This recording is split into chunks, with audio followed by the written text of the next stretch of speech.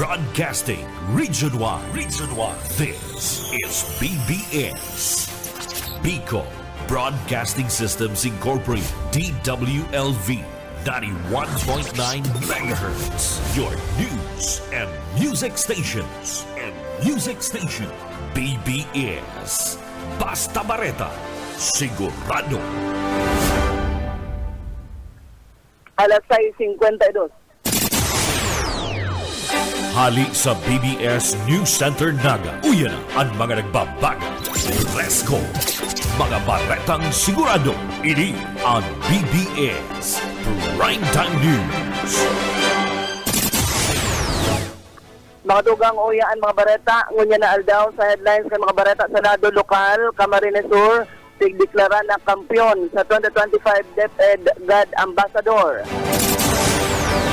Muslim community digdi sa Kabikulan nagpahayag min suporta para sa honesto asin matuninong na pirilian. Sa iba pang pamayukan mga bareta sa lado lokal, Fibox na record ang 300 metros na langkaw kan flume sa Bulkan Mayon sa nakaliis na 24 oras.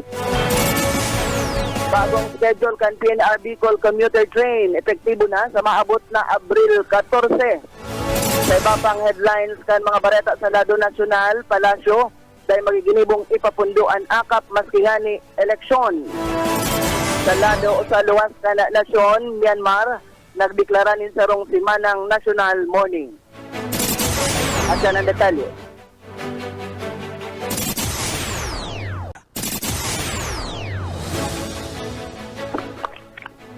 Ganyan sa detalyes na kita ka ng mga bareta sa lado lokal.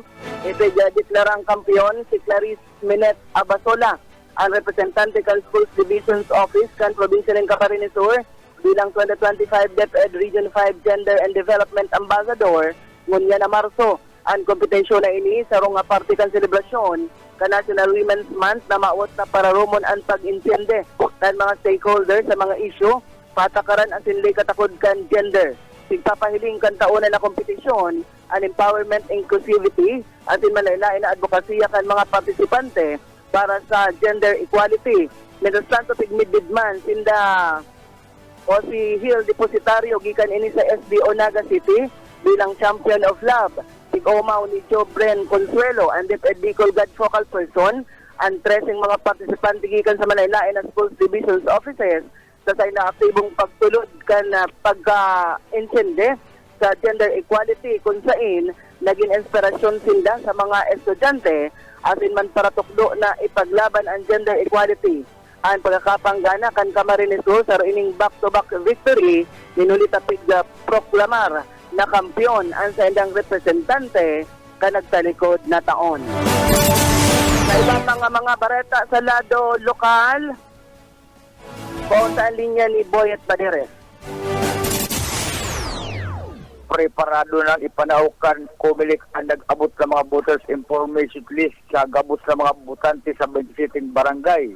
Sigon kay Atty. Mike Julia, ang Comelec officer bilang preparasyon sa paabot na eleksyon sa Mayo 12, 2025. Sinabi kay ni lambang butante ang makakareceive kay ni para maarama na sa indang presento. Kaiba kay ni ang mga listahan kan mga kandidato puon sa lokal sagod sa nasyonal.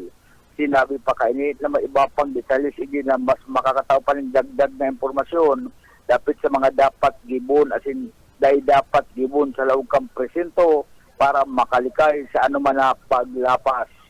Sa iba pang mga barita, padagos na ipapasunod kan mga autoridad sa naganigot na implementasyon sa eleksyon kanban. Katakod ka nagraraning eleksyon 2025 sa maabot na Mayo 12. Sigun kay Atty. Mike Julia Jr. Election Officer kan Comelec Naga sa pagpuon sa nakan campaign period duwang kaso pa sana ang na-record na naglapas sa ganban. Ini base sa record kan Naga City Police Office. Sinabi kay ni nakada simana nagsusumiti sa indaan PNP ng report dapat sa ginigibulin nag-checkpoint asin kung igwang may nalalakop na naglapas sa regulasyon. Dagdag pa kan opisyal na mamantener ang green category sa syudad. Dagos man ang koordinasyon ng PNP and Comelec para masiguro na maging mareaksyon ninong ang eleksyon ngunya na taon. Para sa BBS News, Boyet Paderes. BBS Basta Bareta Sigurado. Padagos kita ka na mga bareta, 7:01 ni na pagkaaga. Ngunyan na aldaw na Martes sa iba pang mga bareta sa lado lokal. Ipinahayag ng Muslim community sa Bicol ang sa indang preparasyon na makisumaro asin magtabang sa pagtulod kan tulton. Honesto asin matulinong na perilian sa maabot na paghatol kan mga tao. Ngunyan na taon, sigon kay Bicol Sultan na si Al-Amin Dato Manong Hasan, importante ang papel kan lambang namamanwaan, ano man ang reliyon o pagtubod kay ni sa pag-asigurar kan malinig asin patas na eleksyon. Tinawan doon sa ini na preparado silang makipagtabangan sa Philippine National Police asin Commission on Elections tangarig na mamantinir ang katulinungan asin man tranquilidad sa panahon kan karampanyahan asin mismo sa aldaw kan perilian. Sigan sa minarkan Muslim community ang sa ilang mga kapwa botante na maging alerto o kaya hilingon man ang pagpili kan mga kandidato atin siguraduhon ang sa ilang boto mapapaduman sa mga lider na tunay na maserbi sa namamanwaan na may integridad asin man ini honesto. Pagkakarkulong maabot sa 10,000 o sumubra pa na mga tugang nyatong Muslim ibig sa Kabikulan ang maboto sa maabot na national asin local elections. Padagos man ang koordinasyon kan Muslim community sa mga ahensya di gobyerno, Commission on Elections asin iba pang sektor tangarig maasigurar ang sarong demokratiko asin matuninong na eleksyon digdi sa riyon. Mientras tanto sa iba pang mga bareta sa lado lokal, kuaon ta ang linya kan sa tong pag-iriba sa luwas, yaon sa linya si Mike Gravito. Sagkod sa angon yan, padagos pang pinagahanap kan sa iyang mga kapamilya ang persona ni Wilson Salinil, ang residente kan Barangay Balogo sa Banuan kan Pasakaw na nawara maagahon pa kan Sabado basado kay Kapitan Rodel de los Santos kanini ana mahapot kada BBS Patrol Kasudma dapit sa nangyari sa iyang residente. Sinabi kan opisyal nang nasambit na parasira kaibahan ang saro pang parasira sa Barangay Balogo ang naglawod maagahon kan aldaw ning Sabado alagad pag-abot subuot kani diyan sa may parte kan lawod sa inutan kan Daroanak ang sa indang pinagsasakayan na barangay na pinagabudalan kan sarong dakulang baruto na hali diyan sa may isla kan Burias inuli sa pagkakabangga kan sakayan kan duang parasira ang mga ini ana parehong nagtagbang sa dagat yan tanganing maisalbar an sa indang sadiri nasaro sa mga parasira ang tulos manasapod kan mga parasira man na napaagi sa lugar alagad ana persona ni Wilson o ang lawas kani puun pa kan Sabado anday panakukua nagatabang naman ang mga membro kan PNP Maritime maging aga Philippine Coast Guard sa paggalugad sa may area kan Ragay Gulf sakop kan Barnuaan in Pasakaw alagad hasta sa mga oras na ini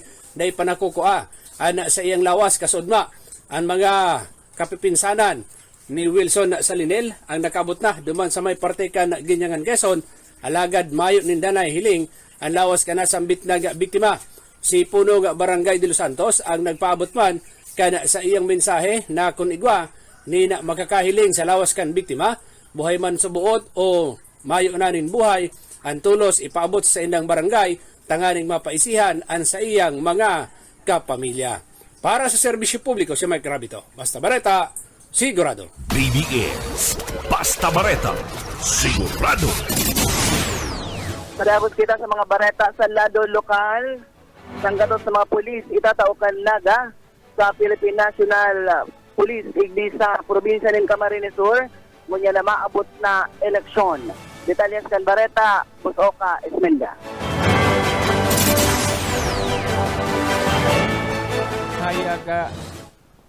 Ipinahayag ni City Director Rebellion na ang Naga City PNP nakatala na mag-augment sa Camarines Sur PNP na konsensang kato sa mga polis na itatao tangaling mag-augment kunya na panahon na eleksyon. Kami magbibigay nga ng augmentation sa Kamsur because they know na ang Naga is peaceful.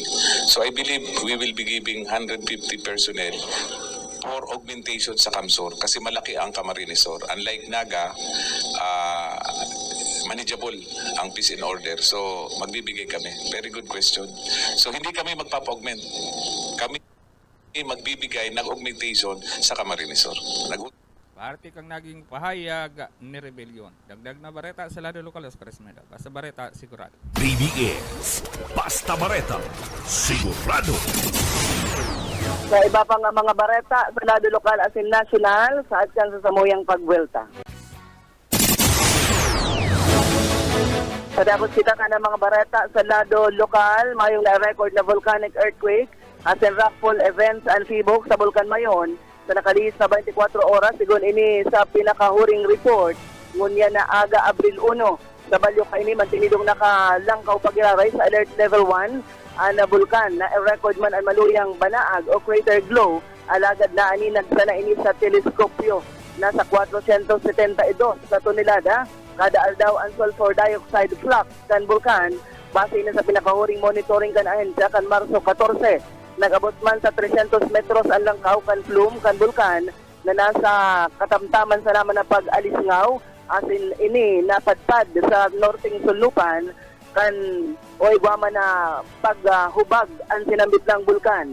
Sa balyo kay ni pinapanganad man ang paglaog sa laog kan 6 km permanent danger zone asin paglayog kan anuman na lulunadan pan na ere sa ibabaw kan sinambit ng bulkan. Nagtao manin pagirumdum ang ahensya sa publiko na pwedeng mangyari ang biglaan na pagputok kan steam o phreatic explosion sa bulkan o magkaigwanin rockfall gikan sa tuktok o sangimot kan bulkan. Pwede man mangyari ang pagdalihig kan lahar kung igwanin labilabing pag-uran. Yan tanto sa iba pang mga bareta, igwang bagong schedule kan biyahe ang Philippine National Railways, Bicol Commuter Train para sa mga rotang Naga-Sipopot at Naga-Legazpi poon Abril 14. Tiging kaminar ang mga paralunad na ramon ang updated na oras sa Rigmalikayan ang anuman na abalang sa indang pagbiyahe.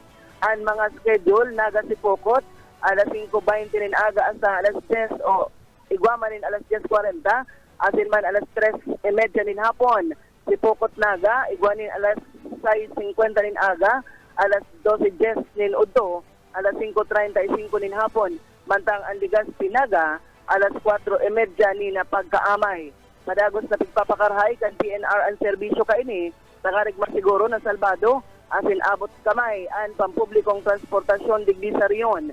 Sigsasabihan ang gabos na biyahero na mag-abot nin amay sa istasyon Tangarig Malikayan ang anuman na pagkaabala. Nagasanto sa mga dugang pang bareta sa lado lokal paman Giraray, tigbisita ng European Civil Protection and Humanitarian Aid Operations ang Philippine Red Cross Camarines Sur. Sa entrevista kay Maria Filesa Badiola, ang OIC kan Philippine Red Cross hindi sa probinsya o sa Camarines Sur chapter, sinabi kay ni na naging model ang probinsya ng Camarines Sur sa pagresponde sa mga operasyon sa mga lugar na nangangaipukan sa indang ayuda, arog na sanakan relief operations, cash grant as inibapa. Sigon kay Badiola, pigihiling man kan European Civil Protection as in humanitarian aid operations kung paano sinda makakapagtrabaho as in makasimbag sa mga operasyon maging sa indang mga kasosyo. Para digdi, kinaugmaman kan opisyal ang sinamit ng pagbisita, urog na tapig titiwalaan ang sa indang ahensya at inipinahiling kung paano sinda mag-perform. Dinagdag pa ni Badiola dahil ninda piglalauman na bibisitahon sinda kan ECO as in nagresibisa na sinda nin apod gikan sa National Headquarters. Tigbisita man ninda kaibahan ang ECO ang mga benepisyaryo, partikular sa burong-burungan dyan sa Banwaan kan Milaor. Positibo man ang feedback gikan sa inda na ikinaugmaman ni Badiola. Sa pang bareta sa lado lokal, pig-atras na ngunyan kan pamilya kan biktima, ang reklamo kontra sa chopper kan sarong truck na nakaligis gadan sa sarong 43 anyos na lalaki sa kalabaan kan Maharlika Highway sa Barangay Pawilit, Pili, Camarines Sur, kan sa 30. Magirumduman na mabalyo kuta na ang biktima sa pedestrian lane kan aksidenteng ma-side shift ini kan na truck. Alagad, o tulos man ining idinalagan sa hospital para sa tulos man na atensyon medikal, alagad pigdeklara ini na dead on arrival kan doktor. Sigon kay Police Staff Master Sergeant Edward Mosquesa, an investigador on case kan Pili Municipal Police Station, maski nga ipigdiretso na kan PNP ang kaso sa piskalya, nagkaulay na subutan pamilya kan biktima, asin man may sadiri kan truck. Bareta na kitangon yan sa lado nasyonal. Malipot pa man giraray ang Palasyo Malacanang sa suwestyon na temporaryong ipapundo ang pagpanaokan akap o ang ayuda para sa kapos ang kita program sa panahon kan kampanya tangarig magamit kan mga kandidato para man makakuanin boto. Sinabi ni Palace Press Officer Attorney Claire Castro na ipisil daang maipapundo ang pagpanaonin ayuda sa mga namamanuan. Tinulit at aasahan ini tangarig na maitulod o makaagwanta sa indang pangural daw na buhay. Ay nasugarar man na mas dakol ang Pinoy ang mareklamo orog na kung nakaugaliana ang pagresibilin ayuda. Sinabi ni Castro na naglalangkaw ang level kan pagkagutom. Maski dakol na programa ang gobyerno na nagsisimbag sa kagutuman kaya dipisil na ipapundo ang pagpanaokan sinambit ng akap. Dahil man masabi kan opisyal kung natapos na ang pag-review kan ehekutibo sa pinasabing insertions kan GAA 2025, makihani na pirmahan na ini ni Presidente Ferdinand Marcos Jr. kan Disyembre 30 kanagtalikod na taon. Meron tanto sa mga dugang pang bareta sa lado nasyonal, ipigtaon ni Vice Presidente Sara Duterte sa bunso na tugang kaini na si Veronica Kitty Duterte ang sa iyang visiting slot tangarig na madalaw ang sa indang ama na si dating Presidente Rodrigo Duterte. Pig-report ini ni Attorney Karen Jimeno sa programang agenda. Sigun sa iyang sa source, nagalaom da kaya na madalaw sa aga si Kitty sa iyang ama. Larong pagbareta sa lado nasyonal, pig-anunsar kan Department of the Transportation kan ngunyan ang pagbilog ng sarong special na komite para hilingon ang Public Transportation Modernization Program na simbagan ang mga isyong ipinahayag ng mga transport group. Sa lindong Special Order number 2025-0152 na pigpirmahan ni DOTR Secretary Vince Dizon, pigsuguan komite na magkonsulta sa malaylain ng stakeholder, hilingon ang progreso kan programa asin man aramon ang mga issue. Pigpamayuhan ang komite kan DOTR Undersecretary for Road Transport and Non-Infrastructure, kaibahan ang Undersecretary for Road Transport and Infrastructure, asin man Assistant Secretary for Road Transport and Non-Infrastructure bilang mga miyembro kaini. Kabali na digdi ang Office of Transportation Cooperative Chair, asin man ang LTO Chief. May giramduman na nagkonsulsindanin untok pasada ang transport group na Manibela bilang protesta sa pagpotob kan PUV Modernization Program. Igwa na kitang 19 minutos, makalihis na alas 7 sa iba pang mga bareta, araatsan sa samuyang pagwelta. Welta na kita sa iba pang mga bareta sa lado nasyonal. Nakatalaan buot ang pagpasiri sa Hague, Netherlands. Sa maabot ng September kan mga taga-suporta gikan sa United Arab Emirates ni dating Presidente Duterte sa pag-atubang kainin sa confirmation of charges hearing sa International Criminal Court. Inani pinahayag sa mga taga-suporta ni dating Presidente sa sarong entrevista sa sarong news channel.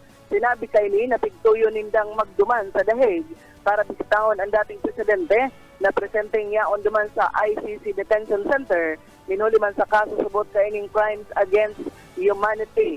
Pinaliwanag man kaini na maski tapos na ang kumpleanyo kan dating Presidente, mawot nindang ipahiling ang pagsuporta sa dating Presidente duman sa The Hague. Oreng bareta na kitangon yan sa lado nasyonal. Sa epigtutubudan kan Department of Agriculture na presenteng nakakamati ngunyan in food shortage sa nasyon, ninulit na man nakukulangan ang mga supply sa merkado. Sinabi ni Agriculture Secretary Francisco Lawel Jr. dahil subot maintindihan kung sa inhali asin ano ang pinagbasihan kan mga datos. Subot mayo man silang nahihiling nakakulangan sa supply kan mga basic commodities orog na subot ngunya na aranihan sa mga masunod na bulan. Sa balyong lado, mayong food shortage, alagad posibilidad ang may ibang partika nasyon ang nakakamati inin pagkagutom minuli na sa ekonomiya at indaiman konektado sa agricultural na sektor.